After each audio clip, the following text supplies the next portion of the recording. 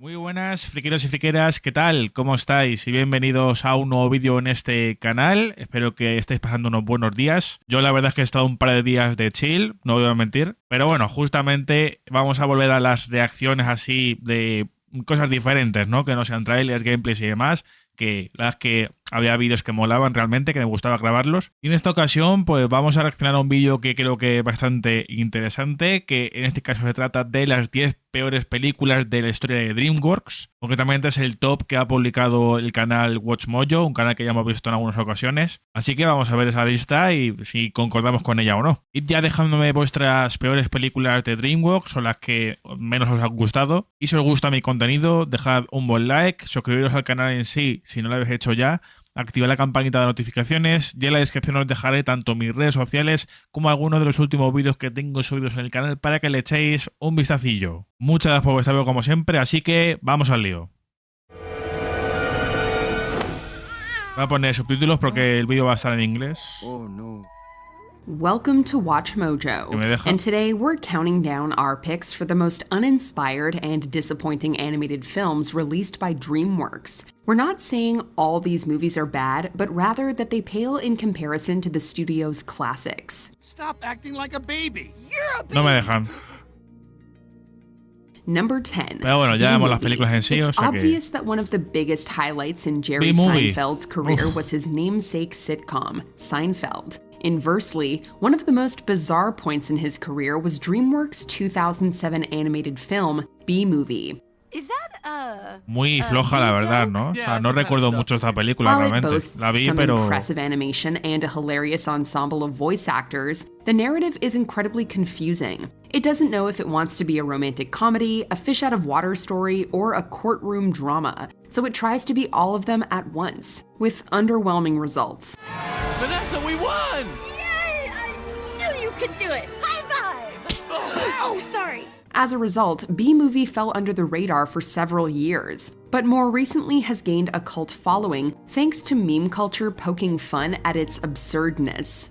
No wonder we're not supposed to talk to them. They're out of their minds. Number 9. Trolls World Tour. The first Trolls film managed to turn the iconic dolls into a sparkly musical adventure that was pretty to look at, but felt a little too sugary for some. Can the sequel, Trolls World Tour, hit a higher note than the original? Well, it's clear they stepped up the animation, and the story had a lot of neat ideas for world building. Some of them can't even begin to grasp the concept of hammer time. However, all that glitters is not gold, as that world building is underutilized, and the story is reduced to a paint-by-numbers, repetitive quest film. Weird, right? There is, admittedly, an attempt to discuss the dangers of prejudice in a way that's more easily digestible for kids. But beyond that, it feels like a padded-out music video more than anything else. A world where everyone looks the same and sounds the same? That's not harmony! Me acuerdo que se estrenó en Peacock.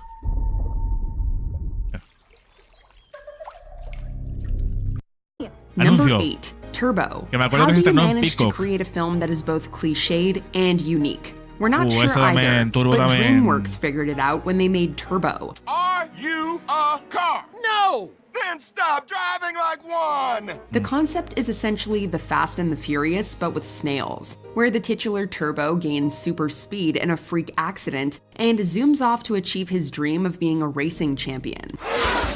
Me gusta más B-Movie. Esa me la he visto, Turbo. It's harmless overall, with plenty of color, great voice acting, and humor to spare, but it felt rather basic compared to the company's other notable hits, which ultimately left it underperforming at the box office. I'll be fine. You are delusional. It did, however, manage to gain its own Netflix show, which produced new episodes from 2013 to 2016.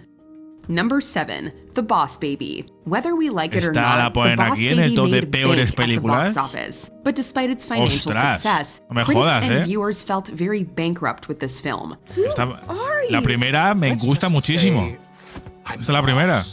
Can you blame them? It's a weak story that tries to dress itself up as a masterpiece by putting a baby in an executive suit and making him a secret agent. Aquí no estoy de acuerdo, O sea, no la meto en el top ni siquiera, O sea, no me parece de las peores películas de DreamWorks. The voice acting is decent, and there are bits of good humor here and there, but all that is overshadowed by a dense narrative. Unfortunately, money talks, and The Boss Baby made enough to guarantee a whole franchise, including 2 Netflix series and a sequel. Don't worry, we'll get to that one later. What? Number 6. Home. Based on the kids' book, The True Meaning of Smek Day, Home features the budding friendship between teenage Tip and alien outcast O as they journey across the universe to find Tip's mom. Ha! What if I could fix that? The animation and character designs are nicely handled. The emotional moments do their job, and Jim Parsons and Rihanna's voices complement each other well. Captain Smek is an idiot.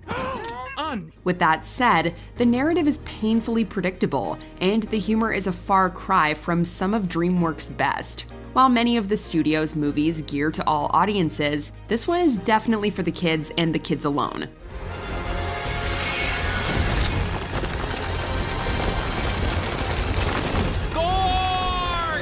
It also has a Netflix series, which is starting to seem like a DreamWorks requirement lately. Number 5, Spirit Untamed. The original Spirit Stallion of the Cimarron is considered an underrated gem in DreamWorks' library. The gorgeous animation and down-to-earth story are all complemented by an ingenious way to understand the titular stallion with limited dialogue. However, no one expected this overlooked classic to get a Netflix series several years later, or a sequel even further down the line. His name is Spirit.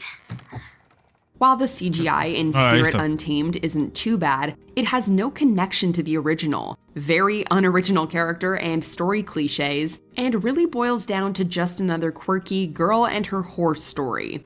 Alright, so that's how it's gonna be. While horse lovers might enjoy Untamed, fans of Stallion of the Cimarron will agree that the original was better off as its own standalone entity. Well, Spirit,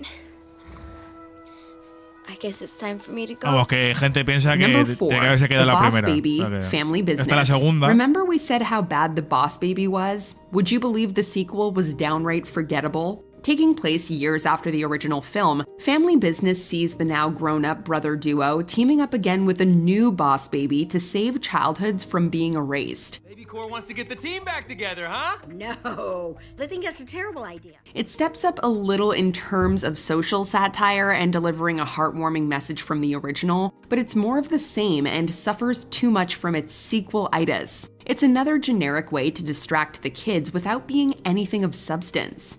Now, aren't you a cutie in that little karate outfit?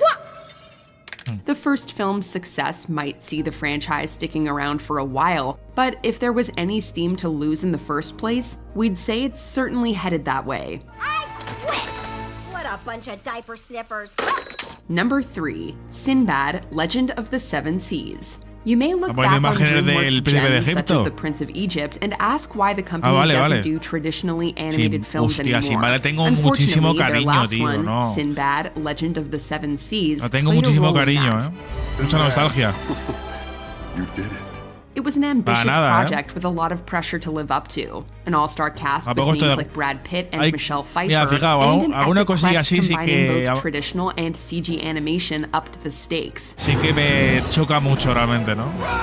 While viewers nowadays look back at this as an underrated gem, critics were a tad more scrutinizing, citing a less-than-thrilling narrative and a lackluster conclusion. Sadly, the box office sealed Sinbad's fate, and the company abandoned traditional animation in favor of its notable CGI films. Thank you. You're welcome. No problem. Don't worry about it. I won't. Good. Goodbye. Bye to you.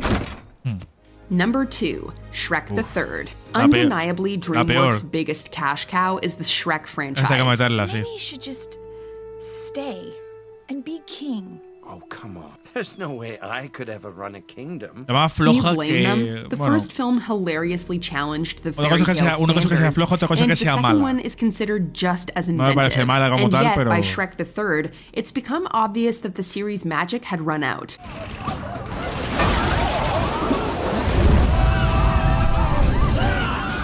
It has plenty of pop culture references and a talented cast, but the humor falls flat, the tension feels watered down, and the heart that was plain to see in the first 2 installments feels absent. While the follow-up, Shrek Forever After, is considered a mild improvement, the damage was already done by then, and another powerhouse movie series fell victim to franchise fatigue, at least until the Puss in Boots spin-offs shook things up. He's not exactly king material. Number 1, Shark Tale. Do you want to take your youngster to a mafia film even though they probably won't get literally any of the jokes? Then Shark Tale may be the perfect flick for you. What's so funny? Me ha envejecido muy mal esta peli, Nothing! It boasts a fantastic ensemble qué, cast with the likes of Will Smith, mal. Jack Black, and Robert De Niro. However, none could compensate for a noisy script that can't Me gustaba figure out verla de its pequeño, target pero audience, ya a heavy también reliance on pop la he culture visto alguna humor, vez ya and rather unflattering más Italian-American mayor. stereotypes. Thank you. Thank you. Surprisingly, this confusing little fish swam well at the box office, but it still ended belly up with the critics, showing once again that just because a film makes bank doesn't parece make muy it genérica good. realmente. You're cute. You're a nobody. What do you think was DreamWorks' lowest point? Let us know in the comments. You catch on real fast, kid. Maybe you're not as big of a loser as I thought. Did you enjoy this video? Ha habido dos pelis de este top que no las hubiera puesto yo. No los pongo yo en mi lista de peores películas de DreamWorks. No, perdón, 3. Con Sinbad no me parece que sea mala película como tal y mucho menos de las peores realmente. Ya con el resto sí que estoy... Bueno, ha habido algunas que no he visto, eso sí, ¿verdad? Pero hay algunas que sí que creo que están ahí. Creo que sí que están en la lista. Espada de tiburones sí que me ha envejecido muy mal y yo sé que la pondría entre las peores. Y aparte, en comparación con lo que ha traído DreamWorks en muchos aspectos, pues sí que es una película muy, muy normalita realmente, ¿eh? O sea que puede tirar incluso a mala realmente. Pero claro, esto ya habiéndola visto años después. De pequeño sí que la tuve mucho cariño, la verdad. La vi bastantes veces, pero ya con un enfoque un poquito más objetivo, ¿no? Un poquito más crítico, pues sí que considero que sí que puede ser de las peores películas de DreamWorks en este caso, ¿no? O sea que sí que creo que está bien que esté en esta lista, ¿no? La ponen en el top 1, ¿no? O sea que... Y luego Rec 3, que es la peor de las 4 de Rec, pues en este caso, bueno, de las primeras 4, ya sabéis que hay una Rec 5 en desarrollo, pero en cuanto a películas de Rec, ¿eh? No, luego ya las películas del gato con botas ya me parecen que son muy buenas las dos, sobre todo la segunda, me parece mejor que la primera en este caso, pero de las de Rec sí que la tercera sí que me parece la peor. Realmente, de las 4 de Rec que hay hasta ahora. O sea que bueno, pues realmente DreamWorks ha dado, pues eso, muchos productos buenísimos, ¿eh? O sea, eso no hay que quitarse lo que... En este caso no sé si habrá un top de las 10 mejores películas de DreamWorks, no sé si la habrán subido, pero si la han subido recientemente o bueno, porque al final pueden hacer listas de hace años, digamos, ¿no? O sea que yo creo que intentar buscar una lista o un top actual.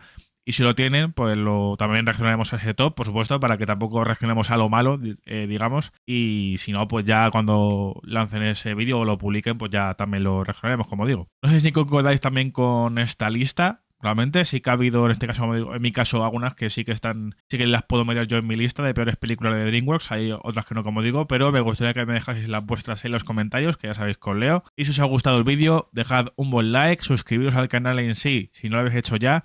Activad la campanita de notificaciones y en la descripción os dejaré tanto mis redes sociales como algunos de los últimos vídeos que tengo subidos en el canal. Muchas gracias por vuestro apoyo. Hasta la próxima.